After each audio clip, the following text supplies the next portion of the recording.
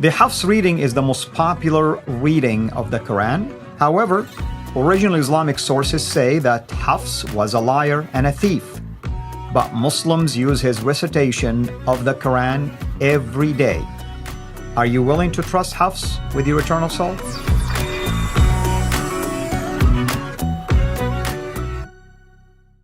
Last time we talked about the reputation of Imams and Rawis when it comes to those so-called 7 ahruf and readings of the Quran.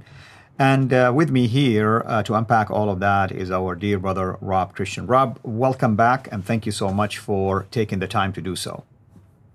Thank you, brother, for inviting me again to continue these amazing series.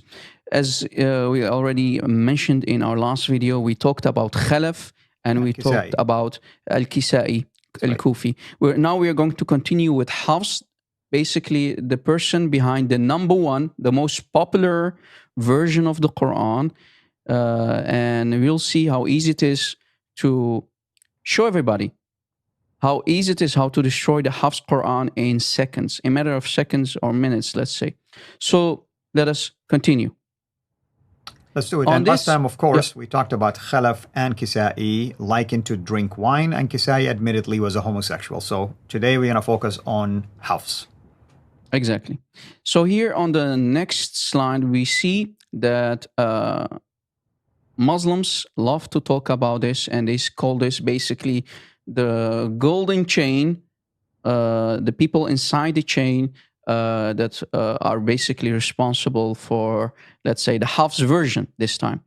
You see on top, we see Muhammad, and we see Uthman ibn Affan, Ali ibn Abi Talib, Zayd ibn Thabit, who Uthman ordered to collect the Quran, recollect and write it in the Qurayshi dialect.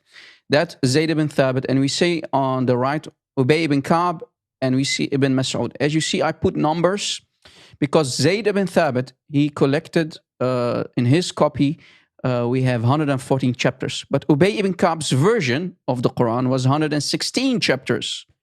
So 2 chapters more. And Ibn Mas'ud, we're going to talk about him in a future video. He had only 111 chapters. He left basically chapters like Surah Al-Fatiha and chapter 113 and 114 out. He did not implement them in the Quran. He didn't consider them to be the Quran. And this is the Ibn Mas'ud that Muhammad said, go to him. And he mentioned him as first among the other 3 Sahaba to go to for regarding the recitation of the Quran. And we continue, we see the most important last 2 people in the golden chain, supposed golden chain. Asim, his teacher, Asim, was blind and demented. He used to forget even what he memorized. So he had problems in memorization. Brother, do you want to add something on top of what I just said about Asim? Because this is really important.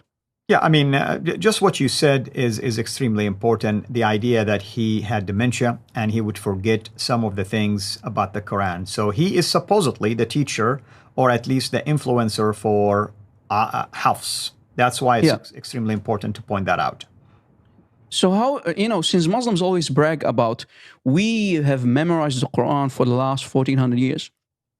These people, and especially the last 2 in the chain, you see, Asim, how could he memorize the Quran, but at the same time be tormented and forgets what he memorized and still considered to be trustworthy? And at the same time, he is blind. That's amazing. And the last person, and this is why it's called the Hafs version, the Hafs Qira'ah. Hafs himself was considered to be a liar, a thief, a fabricator, and certainly not trustworthy. Imagine, brother, the last 2 people had many problems, as you see. Yet Muslims claim that the Quran of today, the number 1 Quran, the most popular version, the Hafs version, is the real Quran. Brother, we can talk for many hours about Hafs, but let's see Yeah. Let's see what we can find regarding the And Hafs version. one thing about Hafs, Yeah. by the way, I mean, I want to ask my Muslim friends, do you, my Muslim friends, know that there are more than one version of Hafs? There is the Hafs in India, the version of India, the version of Turkey, the version of Egypt that is more popular. There is one in a Persian version, you know. So which one? Which one are we talking about? Exactly. Which Hafs version? Anyway, so here's another slide that you see, and I want to ask you, brother, to read the Arabic and translate for us. Very good. So it says Hafs ibn Sulaiman كتابا فلم يرده وكان يأخذ كتب الناس فينسخها. So it's saying Hafs basically either kitaban or kataban, I guess. Yeah, he used to borrow books, let's say. Yeah, so he would borrow books from people and will make copies of those. So عن ابن معين, Ibn Ma'in basically narrated, كان حفص وأبو بكر.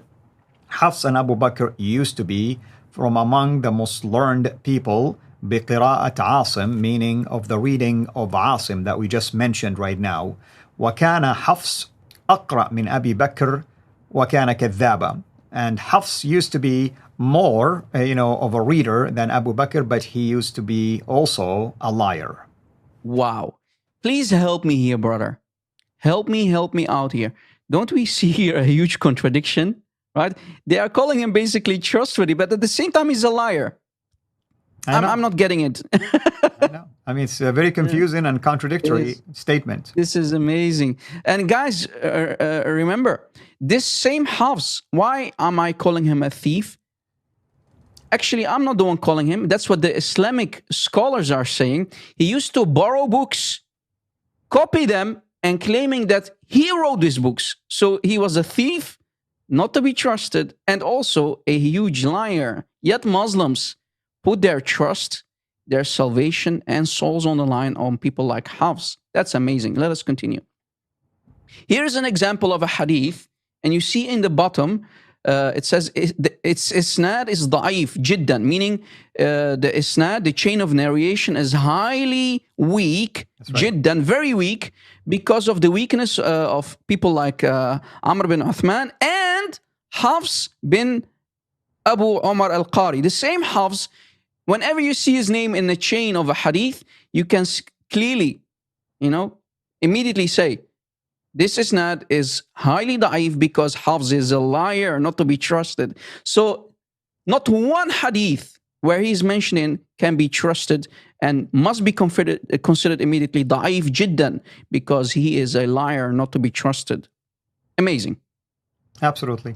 I mean, again, these are Islamic sources, like you stated, brother. So you're not like giving an opinion about Hafs. You're just basically recording and bringing to the forefront here what the Muslims who knew him are saying about him. So should we take the word of Muslims today who did not know the guy, or the people who were eyewitness to him? That's the million-dollar question. Exactly.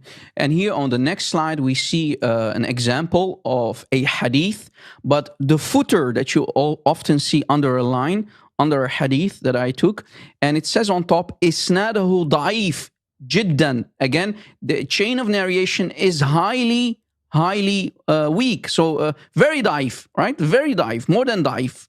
Very da'if. So, brother, do you want to read the Arabic, with red lines underneath? Sure. I mean, it's part of it is what we mentioned earlier as well. So it says Hafs Abu Amr, that's his name.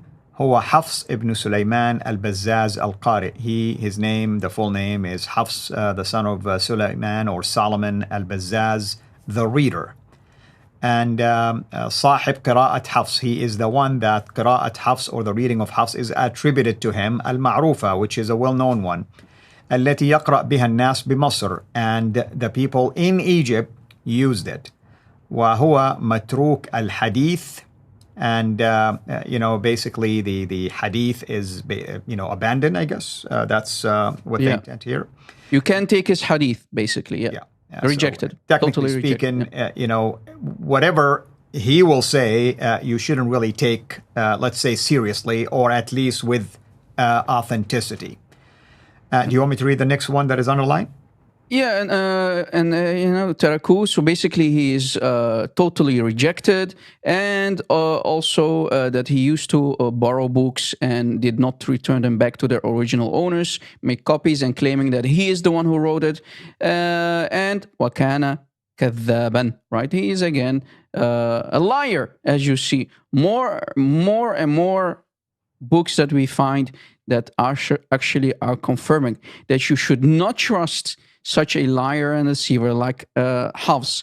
All of his hadith are rejected, and on top of that, he's a thief. Now, here's the $1 million question, dear brother, and I want to the audience, if you're a Muslim, if you're a Christian, to think with me here. Would you trust a thief, a liar with your wealth or money? If not, if the answer is no, then what about your salvation and soul? That's Would right. you trust him with the Quran? Ya Muslimin, Ya Muslimun? That's the $1 million question, dear brother. Absolutely, absolutely. And this is the whole idea. And You know, we are focusing on people that allegedly were the trustworthy readers and transmitters and reciters of the Quran. yeah, and exactly. And here's another hadith, and this is highly important. Sahih al-Bukhari, hadith number 108. Sahih al-Bukhari 108. It says, narrated Anas, the fact which stops me from narrating a great number of hadiths to you, to the Muslimin, is that the Prophet said, who said? Muhammad said, whoever tells a lie against me intentionally, then surely let him occupy his seat in hellfire. Since Hafs, all of his hadith are rejected immediately and considered to be highly da'if, very weak, da'if jiddan, then according to the logic of the Prophet of Islam and his words, as we speak, Hafs, according to Islamic logic and to the Prophet of Islam, his own wording, Hafs is now in hellfire burning for eternity because he lied about the Prophet and the sayings of the Prophet. That's amazing. And we showed you in the last videos, my friends, and you see here the 3 arrows. We mentioned Khalaf, right? He Right. used to be drinking wine while reading the Quran and praying and whatnot. We mentioned Al-Kisai al-Kufi, one of the other readers. He was a drunkard. He used to drink wine at the same time being a homosexual. If you missed that video, please watch it.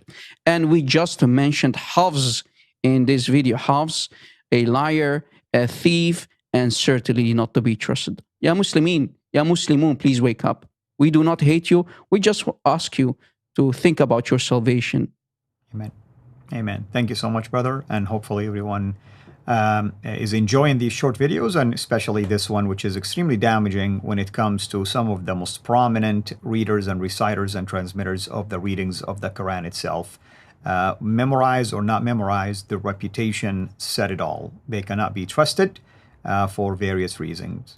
So our Muslim friends, come to Jesus, come home. He's the only one that can save you.